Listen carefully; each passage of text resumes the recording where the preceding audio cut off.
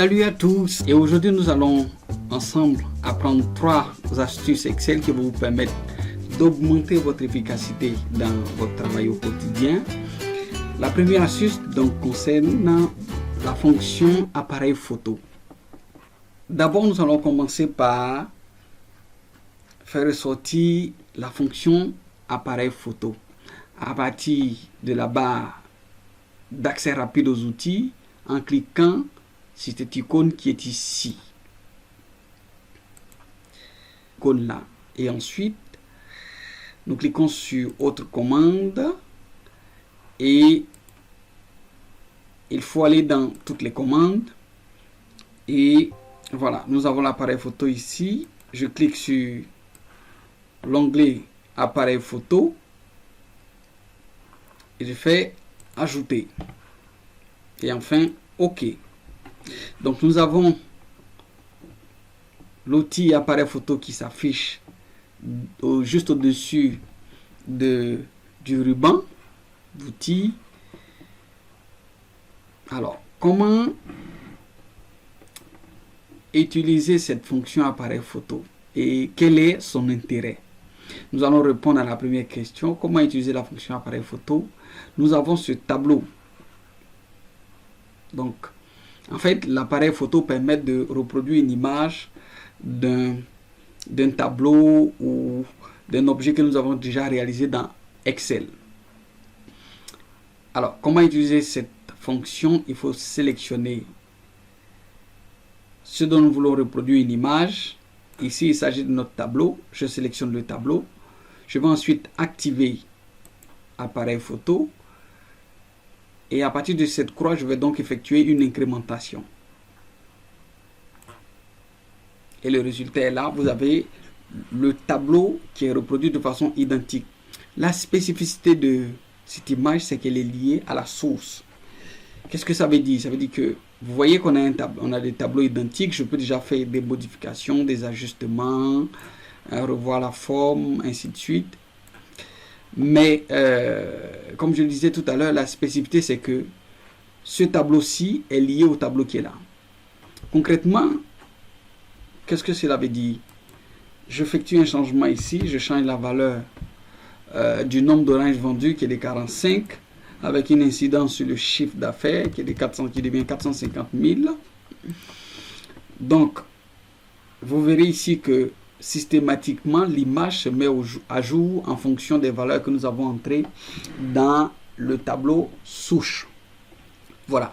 Donc, pour ce qui concerne l'intérêt de cette fonction, par exemple, pour vous permettre de partager ce document qui fait un état de vos ventes avec des collègues, avec un supérieur hiérarchique, sans que cette personne ait la possibilité de modifier votre document. Parce qu'il peut arriver quelquefois que dans votre fichier de départ, vous ayez intégré des formules, effectué des calculs que vous ne souhaiterez pas que les destinataires puissent les modifier. Je prends un exemple. Ici, on va essayer de convertir ce chiffre d'affaires en euros. Voilà. Donc, je vais donc légèrement agrandir mon tableau.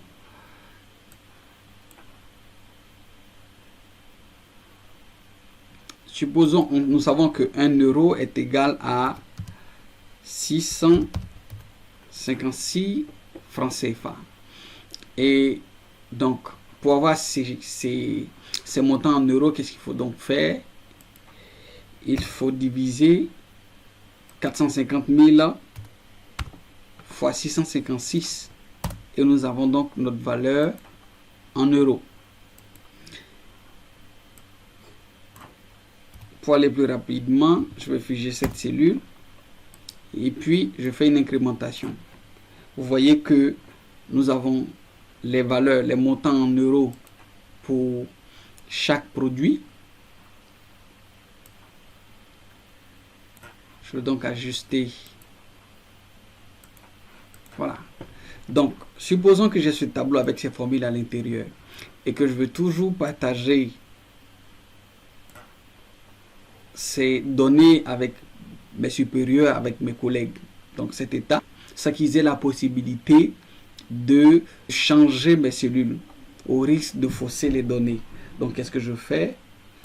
Cette fois-ci, je vais donc créer un nouvel onglet qui est présentation chiffre d'affaires et je sélectionne mon tableau. J'active la fonction appareil photo. Je viens dans la feuille où je souhaiterais voir apparaître l'image qui sera ensuite partagée à mes collègues. Et puis, j'incrémente tout simplement. Voilà. Et donc, j'obtiens une copie exacte du tableau initial. Et je peux faire des ajustements. Je peux l'agrandir si je veux. De sorte que les destinataires, ceux qui recevront ce fichier pourront toujours consulter l'état ou la situation de mes ventes sans pouvoir déranger, sans pouvoir modifier les formules que j'ai ici. Voilà. Donc ici, vous voyez qu'ici, il n'y a aucune unité monétaire qui est mentionnée.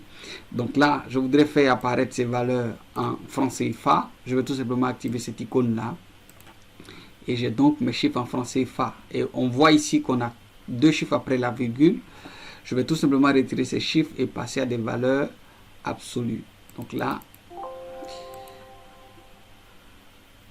Et ici, supposons que je n'ai pas les valeurs euros qui sont directement affichées ici. Je peux, comme alternative, aller dans l'onglet format, format de cellule, comptabilité ou monétaire, comptabilité. Dans l'onglet symbole, je vais rechercher le symbole de l'euro en défilant dans cette barre de recherche et je viens là. L'euro, ce que je veux, c'est l'euro français. Voilà, l'euro français de France. Je fais OK. Et vous voyez que les valeurs, les montants sont estimés ici en euros. Donc 450 000 francs, ça me fait 686 euros. Voilà, donc pour cette première astuce. La deuxième, nous allons incrémenter des mois. Concrètement, qu'est-ce que cela veut dire? Je voudrais présenter les mois de façon consécutive du 1er janvier jusqu'au 1er décembre. Comment je procède? Pour aller plus vite, je sélectionne la cellule dans laquelle j'ai entré déjà une première valeur qui est 1er janvier 2022 et je tire jusqu'à la 12e ligne.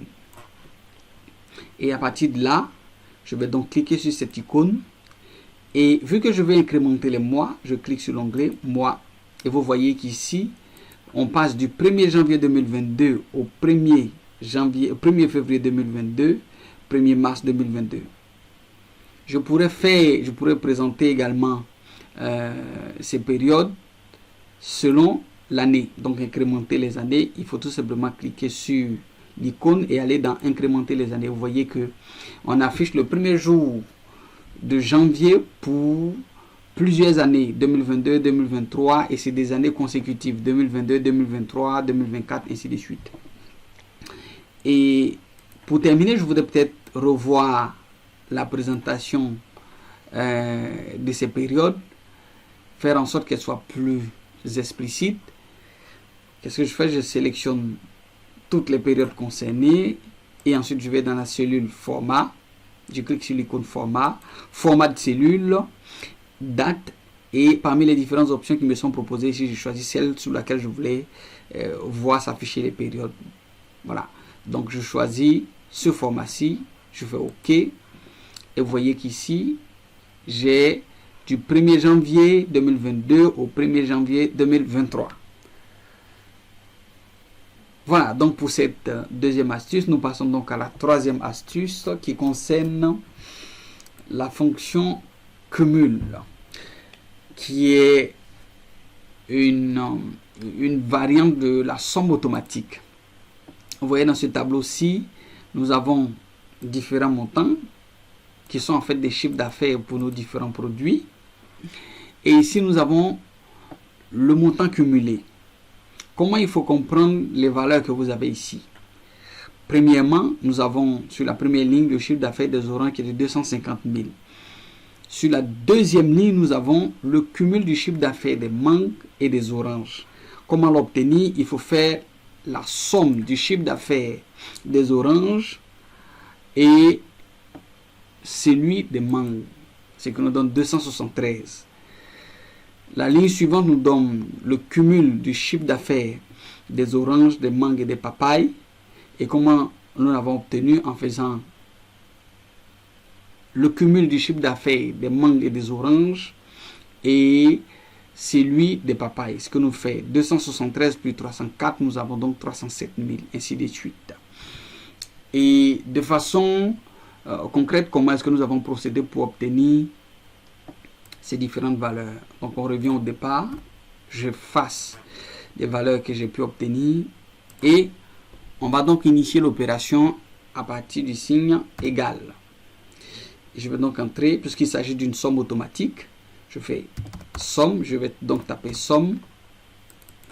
Après avoir activé la formule somme, je clique sur la première ligne qui est de 250 et je tape 2 points et il me reproduit C3.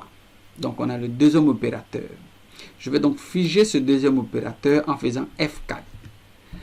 Pour certains appareils, la fonction F4 s'active en appuyant simultanément sur la touche Fn, seconde fonction, et F4.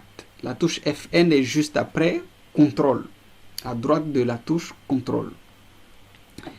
Je clique ensuite sur Entrée et je vais incrémenter en appuyant sur le clic gauche de mon clavier. Et je tire jusque là. Et j'ai le chiffre d'affaires cumulé. Voilà, donc vous voyez ici que la deuxième ligne qui concerne les mangues est le cumul du chiffre d'affaires des mangues et des oranges. La troisième ligne qui concerne la papaye a pour chiffre d'affaires le cumul du chiffre d'affaires de trois lignes qui sont là, ce qui nous fait 307 000. Et jusqu'à la fin, vous verrez que le chiffre d'affaires cumulé à la dernière ligne correspond donc au chiffre d'affaires des six précédentes lignes auxquelles nous ajoutons le chiffre d'affaires des goyaves et nous obtenons donc 396 000. Voilà, merci de nous avoir suivis. N'hésitez surtout pas d'activer la cloche de notification et de vous abonner pour recevoir nos prochaines vidéos. À bientôt.